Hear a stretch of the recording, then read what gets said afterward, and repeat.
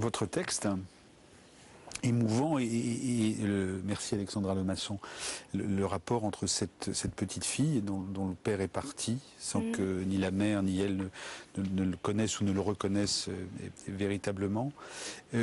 Pourquoi est-ce que vous avez pris le parti dans votre livre de faire que cette femme s'exprime au travers de deux cahiers? Elle tient un cahier de contes et elle écrit dans un autre cahier qui n'a pas la même couleur et qui est un cahier dans lequel elle est dans ce qui pourrait être un journal. Ça m'a, ça m'a plu l'idée que l'écriture qui constitue en fait ce livre, donc ces carnets dont les notes qu'elle prend, ce soit le même geste que l'autre carnet où elle tient ses comptes et où au final elle finit par être engloutie submergée par les découverts et les interdits bancaires. Donc cette double écriture, de chiffres, de simples chiffres, et puis l'écriture de mots, il me semble que ça disait quelque chose de... Voilà, que ça résumait, que ça condensait un peu sa situation, quoi. Quelle est cette France que vous observez, pas forcément au travers de Pierre Bérégovoy, mais au travers de cette jeune femme qui est dans ce qu'on appelle traditionnellement une galère?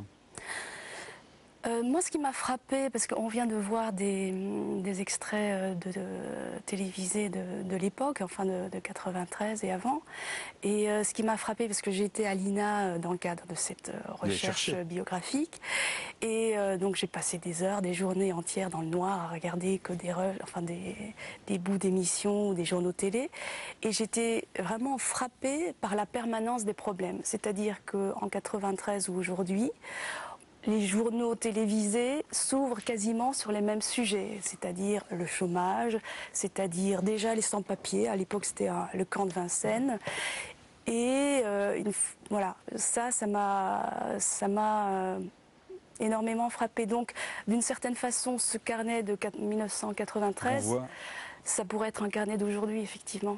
Oui. Ça pourrait être d'autant plus un carnet d'aujourd'hui, puisque vous faites partie sur un site internet qui s'appelle remue.net, oui. Du comité éditorial. Oui, oui. Et sous votre signature, au-dessus de votre signature, je lis par exemple ceci: je rêve d'un président qui aurait beaucoup lu. Il aurait lu Héraclite, Platon, Montaigne, Saint-Simon, Chateaubriand. Il aimerait les œuvres d'Alex Nixous, de Julien Gracq, d'Henri Beauchot. Il connaîtrait aussi la pensée de Derrida, d'André Gorz, de Bourdieu. Il aurait mené depuis longtemps une vraie réflexion sur la complexité des rapports sociaux et économiques, et ses idées trouveraient leur chemin dans une action politique où le souci de l'autre serait central. Vous rêvez? Oui. Mais ça me fait drôle d'entendre ça, j'ai écrit ça il y a un certain temps déjà. Je m'en souvenais quasiment plus. Mais oui, vous l'avez écrit, 30 décembre 2007, c'était il n'y a pas si longtemps. Oui, non, c'est vrai. Et il y avait eu quand même un changement politique majeur dans cette année 2007. Donc là, il y a à la fois une manière de montrer que vous êtes aussi impliqué beaucoup plus immédiatement dans la vie. Et autre chose, assez systématiquement sur vos textes, 4 mars 2008, il existe dans ce pays un ministère de l'immigration et de l'identité nationale. Il existe toujours, oui, quota de personnes expulsées, etc., etc. Donc là, il y a des prises de position assez radicales ou très rêveuse sur... un jour vous dites: je suis garé boulevard Blanqui le long du métro aérien, j'attends dans la voiture la fin du cours de violon de ma fille, il bruine, le soir tombe, il fait froid, j'allume la radio, c'est Patrick Chamoiseau qui parle. La complexité, c'est que le monde a explosé en nous. La pluie fine continue sur le pare-brise, les arbres noirs sur le ciel, l'armature métallique du pont. On est là, à un lieu précis, et pourtant oui, la relativité de ce lieu, de cet instant, transport. Février 2009, on se rapproche. Oui. Dans vos repères, parce qu'on conseille la lecture de vos livres, dont notamment Amsterdam et Les Candidats en 2004 aussi. Alors là, un thème étonnant, des parents avaient prévu de mourir dans un accident de voiture. Enfin, ils ont envisagé cette possibilité, et donc il y a des amis, un lot d'amis, à qui ils demandent de s'occuper de leurs enfants si jamais ils venaient à disparaître. Donc voilà, ce sont vos livres. Mais vos références culturelles, quelles sont-elles? Alors, peut-être que là, j'en ai déjà deux sous la main. C'est-à-dire que j'ai Henri Beauchot, dont le dernier roman Déluge est publié chez Actes Sud. Et puis j'ai, tiens, Youn Sun Limé, j'ai tendance à dire Limé, c'est Limé. Maurice Blanchot, Critique, et c'est aux éditions de La Différence, ça c'est vous. Oui. Donc, et on a parlé de Derrida dans un des textes tout à l'heure. Et puis il y a Dardenne aussi, il y a un Dardenne qui traîne. Alors expliquez-nous, c'est Blanchot, Beauchot, Derrida, Dardenne. Alors, Blanchot, c'est un peu du hasard. C'est-à-dire que à un moment donné dans ma vie, j'ai dû choisir entre des études de cinéma, donc on reparlera de Luc Dardenne, et on m'a offert presque, je dirais, c'est indécent de dire ça, mais enfin on m'a offert sur un plateau quasiment la possibilité d'être assistante à la fac et de faire une thèse, voilà, en Belgique, donc à l'université catholique de Louvain. Et il fallait se trouver un sujet de thèse.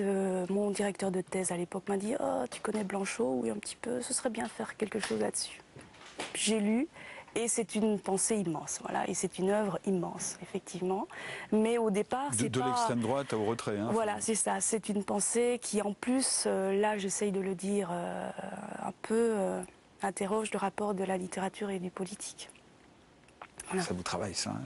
Oui, parce que bon, c'est toujours la même question. À quoi sert la poésie en temps de guerre? Enfin voilà, c'est le... de la politique et de la littérature, 1993, on est en plein dedans. Beauchot? Alors Henri Beauchot, c'est quelqu'un que je connais, que j'aime beaucoup, enfin voilà, qui est, on peut le dire, un ami, et que j'ai rencontré aussi. Grand journal. Son journal, c'est juste un chef-d'œuvre, enfin, recommencer, je pense que c'est une œuvre majeure, vraiment. Et puis, c'est une... Chaque fois que chaque fois que je rentre dans son journal et que j'en sors, j'ai toujours l'impression de regarder le monde avec un autre regard, et c'est avec d'autres yeux. Donc, non, c'est une œuvre aussi et Derrida et Dardenne qui me touche beaucoup. Alors Derrida, c'est voilà, j'ai eu la chance de suivre son séminaire pendant quelques années. Ça fait beaucoup de chance, hein. Comme à une époque, en fait, il a travaillé sur Blanchot. Enfin, Blanchot faisait partie des sujets qu'il abordait en séminaire. Donc j'ai suivi ses cours. Et puis, c'est quelqu'un qui, intellectuellement, a beaucoup compté pour moi, oui. Dardenne? Et Luc Dardenne, ça a été aussi un prof... que j'ai eu quand j'étais à l'ULB, à l'Université de Bruxelles, et qui compte aussi pour moi parce que je l'ai connu à une époque où il n'avait pas eu 3 palmes d'or, ou 2, je sais pas, on les compte plus. Et ce trajet, enfin cette œuvre-là, le cheminement, le temps que ça prend d'arriver à faire le film comme La Promesse, par exemple, c'est, je trouve, une leçon à la fois esthétique, mais aussi, comme je l'ai vécu un peu de l'intérieur, une leçon personnelle. Vous auriez pu faire cinéma? Mais je rêvais de faire du cinéma, oui. Et aujourd'hui, c'est plus... C'est plus, je sais pas. Il y a de beaux livres, hein. Je sais pas. Peut-être, oui. Je sais pas. Est-ce que vous avez un objet avec vous? Oui. Montrez-nous. J'ai pris, alors je me suis rendu compte que j'ai pas d'objet auquel je tiens vraiment de valeur, enfin qui ait vraiment un sens. Donc je crois que je pourrais partir, à part la vieille machine à écrire de mon grand-père, je crois que c'est tout ce que j'ai d'un peu important. Donc j'ai pris un galet, voilà. C'est un galet que j'ai ramassé il y a 2 ans sur une petite plage du Cotentin à Aumonville-la-Petite, qui est ce village où Prévert a passé ses dernières années, qui est un village vraiment très beau, charmant, et que j'ai ramassé. Donc et j'adore parce que c'est, je sais pas, c'est les résultats et le temps, je trouve. Et ça donne pas un truc chaotique, ça donne quelque chose de complètement parfait géométriquement, voilà. Mesdames, Messieurs, j'attends vos commentaires sur ces confidences d'une grande romancière.